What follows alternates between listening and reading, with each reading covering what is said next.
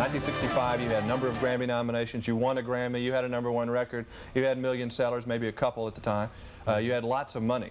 The thing that I couldn't grasp for quite some time was the amount of money that hotels, hotel rooms and food in a fine restaurant, and wines and things like that. When I'd look at a menu in a restaurant, a good restaurant in London, and I'd say, my God, people can't be really paying this kind of money for food, food and wine, because where I come from, it was nowhere near that, the prices.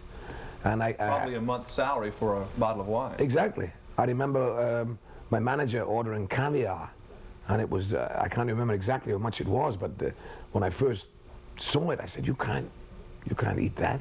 Look at the price of it. And he said, so what, what's the matter with you?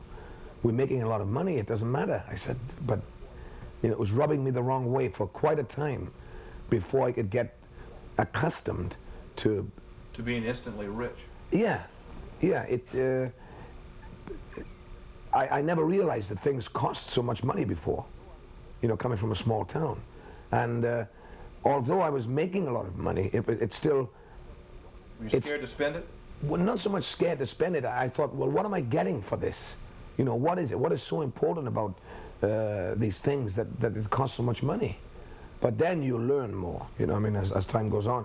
I remember when I first went to London, Gordon, I used to smoke cigarettes and I used to drink beer, and Gordon, my manager, said to me, one day, you're going to be smoking cigars and you're going to be drinking champagne.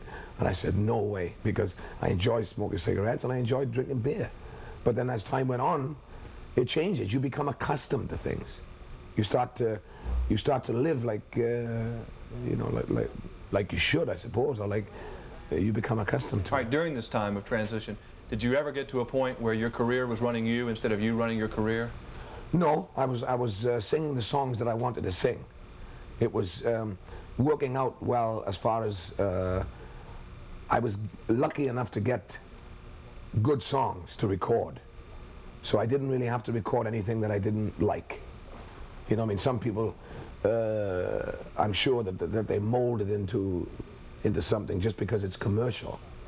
Well, I was lucky enough to have a commercial style anyway, and then lucky enough to get the right song. So it was going along basically the way that I had hoped it would.